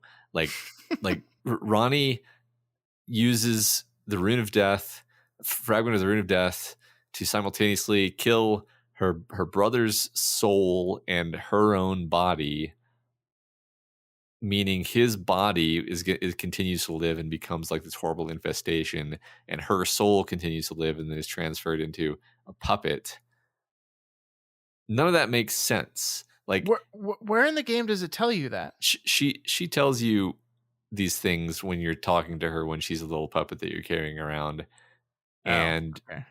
and maybe she doesn't tell you all of the things that I just said, but there's also like the prologue where you learn like the Black Knives killed Godwin, which is a name that you really almost never hear in the game, but Godwin is like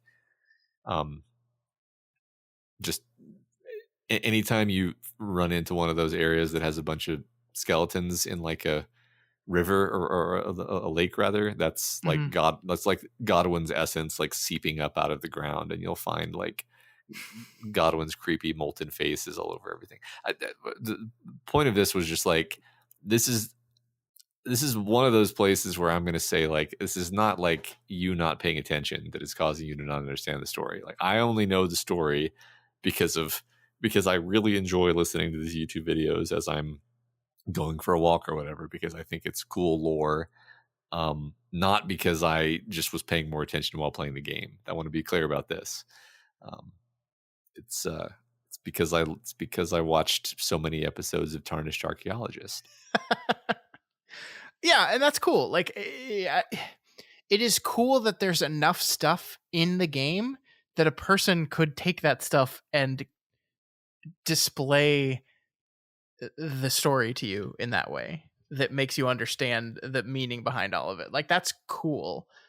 Um Ultimately, like I guess I just have to like settle with the fact that I don't go to these games for the story, Mm-hmm. and like the story being a backdrop that like gives flavor and allows them to craft something that, you know, I don't know the reason for it, but I walk over this ridge and see all this shit and there's a reason that's there. I don't know the reason, but because there's a reason, it feels more dynamic and real. And that's all I need it to be ultimately. Yeah. Like Right. I'm telling you, like I really came to this with the idea that like I'm gonna know the story, and then I just stopped doing that. Like it just like I realized that wasn't what was compelling me forward at all. It was less what is the mystery of blah blah blah and more what's around that corner. Yeah. I want to see what that is over there. There's something shiny over there. I want to see how I get to that. Yeah. Yeah. I mean, me too. Mostly while playing the game, it's even if I became aware of something like, you know, who are these guys? Why are these guys here? Like it would just remain a question because it's not like you could explore the environment and figure out the answer to that question.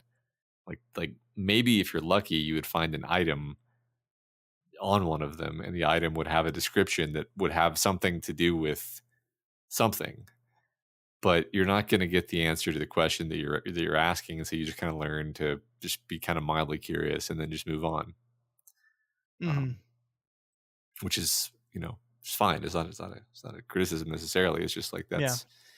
that's how the game teaches you how to interact with it, and one of the ways that it teaches you to interact is like you said, you follow the shiny thing, but you learn not to expect to get an answer as to what the shiny thing is. Like, there are games that you would play where you reach the shiny thing, you fight a few guys, and then there's an NPC, and you talk to the NPC, and the NPC is like, I see you've noticed the shiny thing, allow me to explain.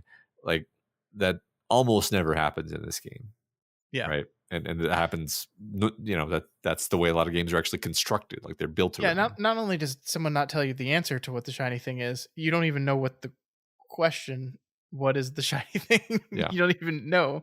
I will okay, here's an example of something that I think is stupid, and it is just bad design, like truly bad design.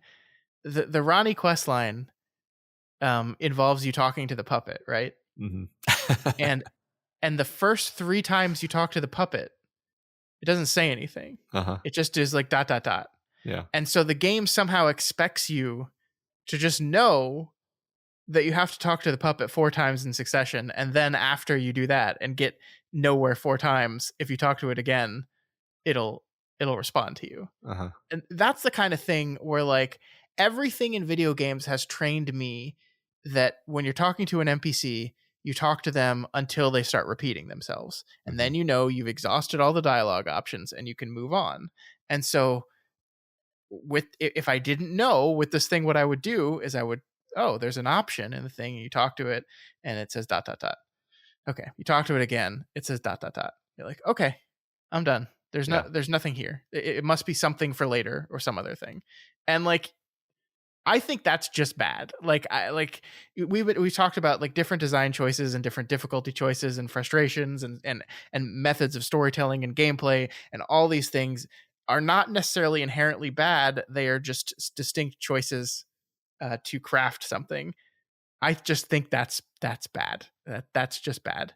And now someone's going to reply in the comments is like, oh, but if you talk to this person, they would say, talk to the doll 4 times, which is probably true, but still. I don't even think so. I think, no, I don't think there's any rational expectation that talking to the doll like over and over is the trick. You just have to know that that's the trick because you read it on the internet. Well, and certainly because it's on the internet, someone did it, right? Yeah. Like, someone figured it out. Someone just kept pressing the button over and over again until something happened. Yeah. I mean, people have just like spent hours just like hitting walls in this game. Because like, did you know that there's certain destructible walls in this game that have like an enormous amount of hit points? So just rolling into them one time and they don't disappear, that proves nothing. You actually have to sit there and wail on them for a ridiculously long time, and then they disappear. You gotta be fucking kidding me. Yeah.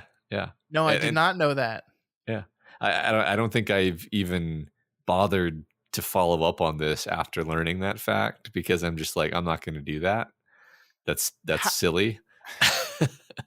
How does one discover this? I think like back when the game came out, people were so into this idea that this game had all these secrets that people would just like basically look around and be like, that would make sense to be a destructible wall, and then they would just wail on it for 20 minutes. That's the thing that happened. That's the way, like, people got really into this game. Yeah, like that's the kind of thing where I'm like, is this really fun? I mean, it's so funny, like, to go from like as I said, I've been playing a lot of World of Warcraft lately, and like you just go with a design philosophy that like it doesn't make sense to spend design time on this thing if only 1% of the players is ever going to see it, and then you can play this game and it's like 0.001% of the players are going to ever see this thing, but let's spend some time on it. Yeah.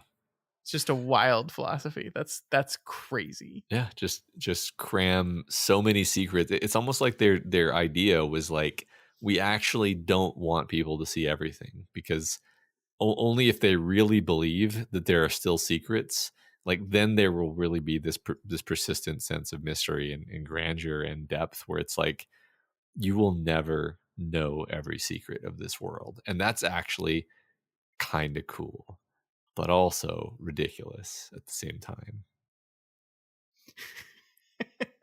Yeah, yeah. I mean, one thing we haven't talked about is the element in this game of the multiplayer. I didn't engage with any of the invasion stuff, but even still, there's still the notes people leave you on the floor. I think that stuff is really cool. Generally, um, it's fun to like feel like you're interacting with other people. Like I always loved the ones after a hard boss or right before a hard boss that are just either lamenting the struggle with this boss or celebrating that we've overcome it and beat it. Um, I think it's interesting because a lot of them help you find secrets, right? Like if Uh-huh. there's a hidden destructible wall here, there will usually be a thing in front of it that says roll here or try attacking or jump here. That's cool. I also found at times it was like, oh, that kind of ruined my sense of exploration a little bit too. It's Yeah. like I could just look in a room and know exactly where everything is in this room because I could see that there's a thing on the floor. And you can turn it off. Like you can totally easily turn that off. But it's one of those things where I was constantly in my head having to weigh the the the good that it provides against the thing that it does take away. Yeah. I guess I mostly saw it as a positive, made me feel a bit less like horribly lonely in this enormous Yeah. desolate world. I also just thought it was generally fun to see one of the blood pools and then be like, what happened here? And then, you see how somebody died here, and you're either like either you haven't seen the danger yet, and so you're like, okay, something something dangerous is nearby, or I better be careful near that ledge. Or maybe you just killed the thing, right? And so you're like, that Mhm. guy just died from the thing that I just killed. I thought that was cute. Yeah, it is always fun to see a lot of the blood puddles and be like, "Oh." Yeah, exactly.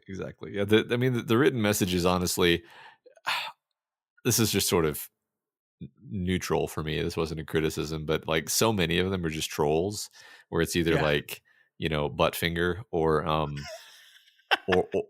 like, jump here, and then it's like clearly you'll fall to your death if you jump here, and it's just the person's being an asshole. Like like a very high percentage of the notes were actively unhelpful, and so I actually just fell into the habit of not even looking at them most of the time. um Yeah, so yeah. I mean, honestly, there were times where it got turned off because for whatever reason, like my connection to the network dropped and it just said, "We're just going to play you in offline mode now." And I just didn't realize it until I'd been playing for a while and I was like, "Hey, wait a minute. there's no there's no butt jokes here. yeah, What's right, going on?"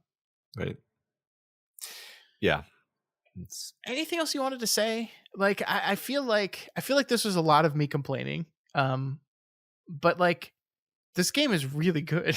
It's really good. yeah.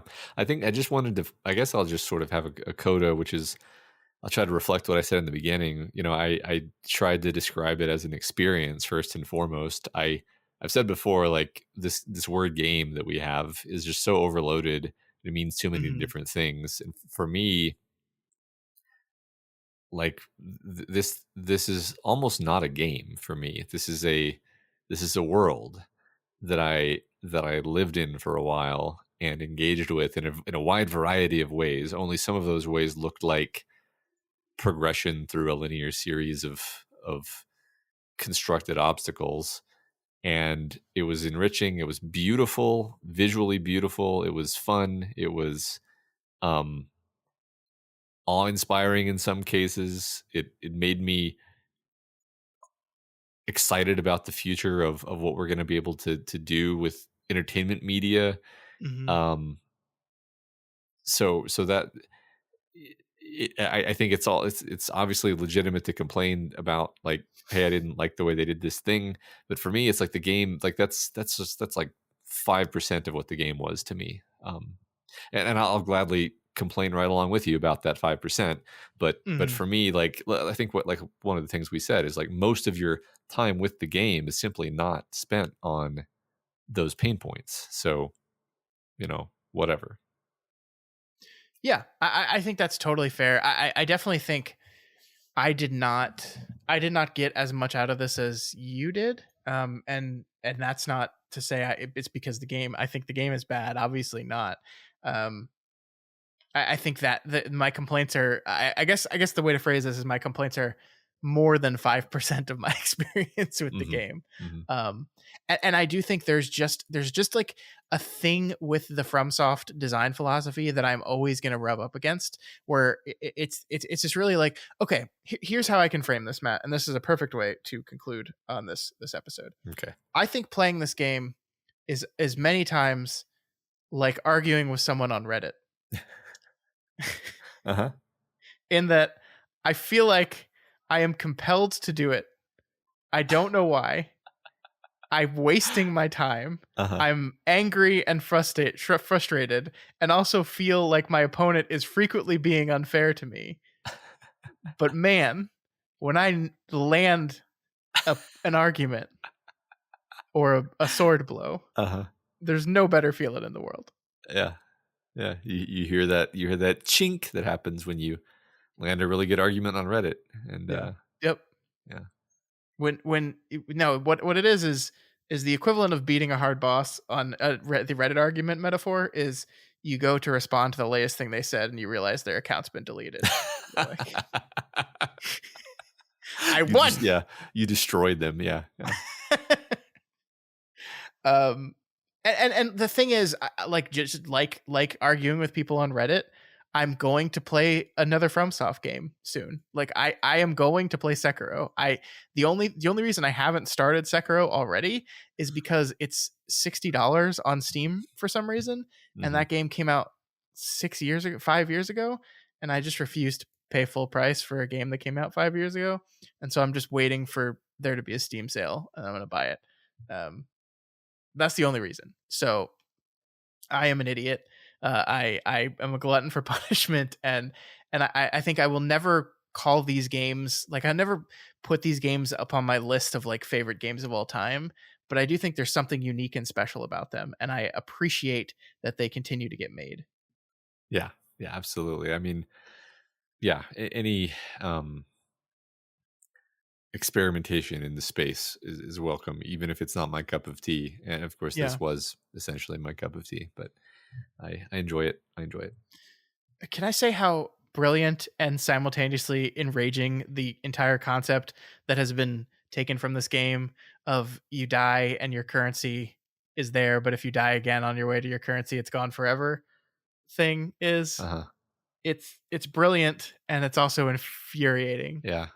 This is yet another way that I learned from my son, where he would just not give a crap and he would just lose runes all the time Hmm. and not care. And I found this to be inspiring, because I was like, I didn't realize that it was an option to not care about this. I can't tell you how many times I've died on a boss because I'm just frantically trying to collect my runes instead of fighting the boss. I was like, it's okay, I can die. Just let me get my no, no. Yeah. No, it Yeah. was maddening to me too. I wish I could just choose not to care, Yeah, honestly. I agree though. This is the best strategy for that is just to be okay with losing them, because it's going to happen a whole bunch of times. And fortunately, it felt like in this game, at least more so than in Dark Souls, like, it felt a whole lot less punishing to lose a bunch of runes. Yeah. Both because the bonfire slash graces are so much more frequent that you usually aren't carrying like a truly absurd amount on you, Right. and also just because they felt like so much more plentiful, either Yeah. in just how many you're getting from kills, and also just the sheer number of the items that give you them that are just everywhere constantly. Like, it just Yeah. felt like I was never in a situation where, oh, I'm stuck here. I can't kill anything. I can't beat anything. I don't want to just sit here and grind forever. But I don't have enough runes to level up. I just never really felt that. Yeah, I wish I had internalized earlier that like the ratio of the number of runes you're going to get by laboriously grinding through a dungeon versus the number of runes you're going to get when you just finally kill the boss of the dungeon Yeah, yeah, it is such that it really doesn't matter what you do. Just kill the boss and then cash in those runes yeah. and you'll be fine. hmm So The stupidest thing I did or didn't do in this game was struggle against the dragon boss, where you get they give you the lance weapon, mhm. and I was struggling and struggling and struggling against this boss, and then I think I read somewhere that it was like, you can level up the lance like you can level up all your other weapons. I was Yeah. like, fuck. Yeah, I mean, that's another one of those things that I think is legitimate to complain about because I feel like in the flow of the like narrative, like pretending that you're this guy, that you're this warrior, is he really going to pick up the lance and then teleport back to the round table hold, level up the weapon, and then teleport back? Like that doesn't feel romantic to me. True. But True. True. oh well. Oh well. Yeah. Like, yeah, I mean, honestly, my actual response there is like they should just give you the lance in a sufficiently leveled up state that it works as a weapon against the boss that you're supposed to fight with it. But whatever, it's fine. Yeah, that was one of the more frustrating fights to me, because not only did I have a weak weapon because it wasn't leveled up, but it's also a very different weapon from the weapon I was using. And so it's like, here's a boss fight. Enjoy figuring out not only the boss's timings, but your weapon timings as well, because it's much slower than the weapon I was using. It's different and it takes some time. Also, the second phase of that fight, man, fuck those skulls. Yeah, I hate, like, that was another thing where it was just, I felt like I just can't see what's happening. I just cannot see what's happening. So how am I supposed to figure out how to deal with it yep, if the screen is so peppered with shit I can't even see what's going on? yep. That I think that might have been my least favorite boss fight. For like hmm we just said, the 2-phase boss where all the attacks in the second phase are like totally different, and um then you die immediately before you can possibly really learn like how best to respond to these Yeah, attacks, particularly the skull attack where I still don't know if there's like a counter to that, but you just run away. I mean You just basically run away. but like you like I don't even feel like I could run fast enough, and it's not Uh-huh. like I was overloaded or something. It was just like um constantly I mean, I think that's one of the bosses where I feel like when I finally won, it was just like I, got good RNG, as the Yeah, speedrunners say, and I just yeah. didn't get attacked with those things, and I managed to kill him. So, The especially shitty part of that is that at some point in the fight, like I don't know exactly what the hit point threshold is, but that the second phase boss moves into a new phase itself, where it brings new attacks into it, where the hmm snake starts attacking you again. hmm Um, and for that to happen on the second phase of a second phase fight, where it's just like you finally made progress, and the snake can almost kill you outright, like immediately, and you're almost meant to just die to it and then be like, oh, okay, this is a thing. But yeah, then you have to go back and do the first phase, and it's just like, it's just not fun. I really, there's probably going to be some people that disagree with this, but I really would be completely fine if they added a checkpoint or just removed the two phase thing, or the two boss encounters, like, all together from these games. yeah. I think a checkpoint would make me much happier, Mhm. personally. Yeah, like I've seen, like, in a game I play, Final Fantasy 14, which is an MMO, they have occasionally these boss fights that you have to kill one boss, and then in that same raid we'll move into a second boss. They call the first one a door boss because it's like defeating the thing that's at the door for you to get into the actual fight. There's always a checkpoint there. Yeah, um here's what I'll say. I think we're actually right about this. I think it's not even. I do, and it's because like so if you want to make it really hard for yourself, you always have the option of just getting so damn good that you can just get a no hit run and kill both phases without being hit, and you're just a badass and everybody will applaud you, and you get to feel awesome. Doesn't matter to you one way or the other that there's a checkpoint. The checkpoint is just to help you learn how to fight them. Like that's what the Yeah. checkpoint's for. Yeah. And there's no downside to that. It just makes it more fun. Yeah. I think I heard the person I was watching play Sekiro was whining about the game because they were stuck and frustrated. Mhm. And one one of the things they said was it's important for game design that if a boss is incredibly punishing, then the consequences for failing should be appropriate. So like the easier the boss is, the more kind of extreme the consequences for failing can be. Because like if you're designing a fight that you are meant to wipe or die 100 times before you Mhm. kill it, then the consequences for failing to kill it should be relatively light, right? Yeah. It should be a quick run back, Right. or like if that's the point, is that like I think the Millennia fight is a perfect example of this, because like that's a fight that you know is going to be terrible and shitty, so they don't make you run through a bunch of enemies before you have to go fight it again. It's just Right. right there. You just walk up. And I know that fight has a two-phase thing to it, by the way. Yeah. I haven't gotten to the second phase, and I never will. But like, I feel like in some of those instances with the two-phase things, that is thrown a little out of whack, because it makes the consequence of dying so harsh that it moves from difficult and punishing but fair to frustrating and stupid and boring. Yeah. I agree. I agree. Oh my gosh, we have talked about this game for a very long I time. knew this would happen because So it's did so I. huge. It's just so much to Yeah, it. But it is. It um, is. And I feel like I mean, there's still other stuff we could probably talk about, but we should probably wrap this up. all right, sounds good. Unless you had a pressing thing you really No, wanted to talk about before we ended it. no, I think I'm good talking about. I mean, like that's the thing short answer no, but there's so many little rivers and there's whole channels, there's whole YouTube channels about Yeah. Elden Ring. You can't talk about Elden Ring in 2 hours, but I think this was a good conversation where we got the main things that we wanted to hit upon. So Yeah, I agree. The thing I will say, and will continue to be true, is I play a lot of video games.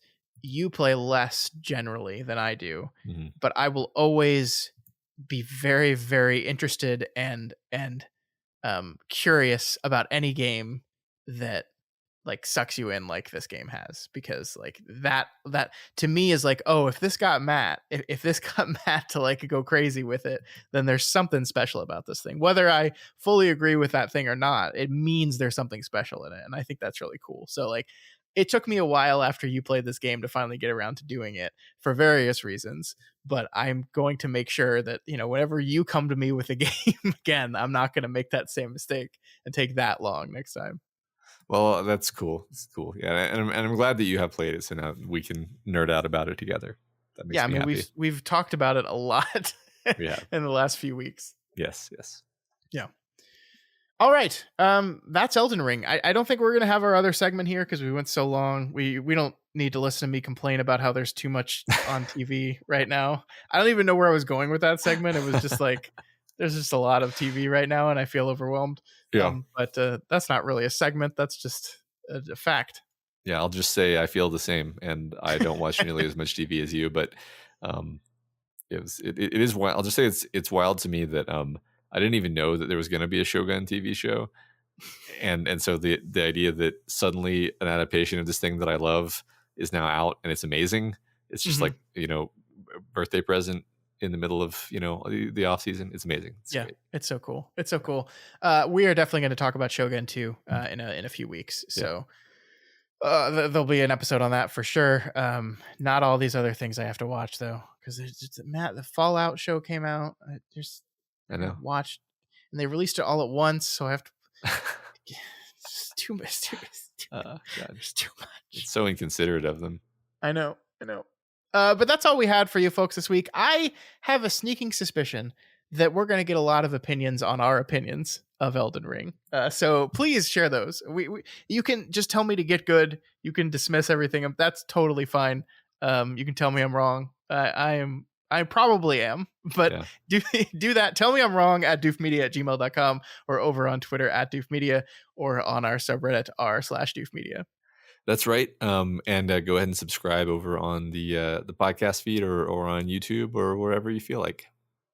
And if you like what we do here and want to support us, consider becoming a patron of Doof Media. You can head on over to patreon.com/Doof Media and also follow us on Twitch. It's twitch.tv/Doof Media.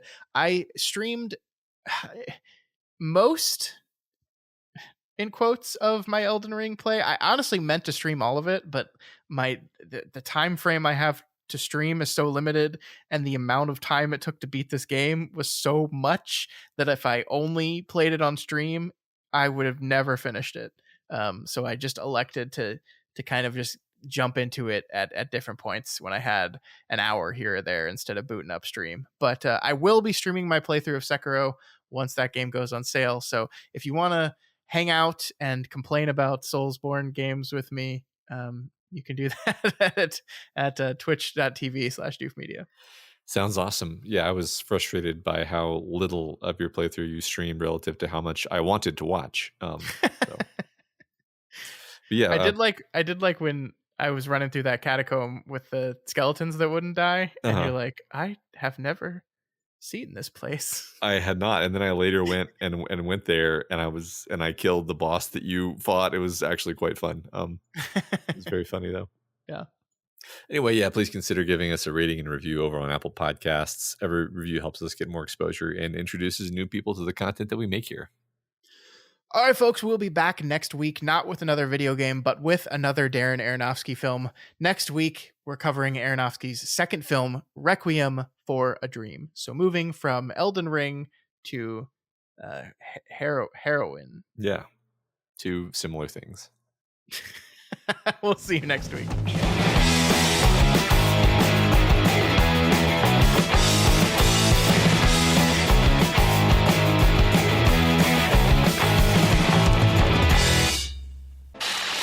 My name is Doof, and you'll do what I say.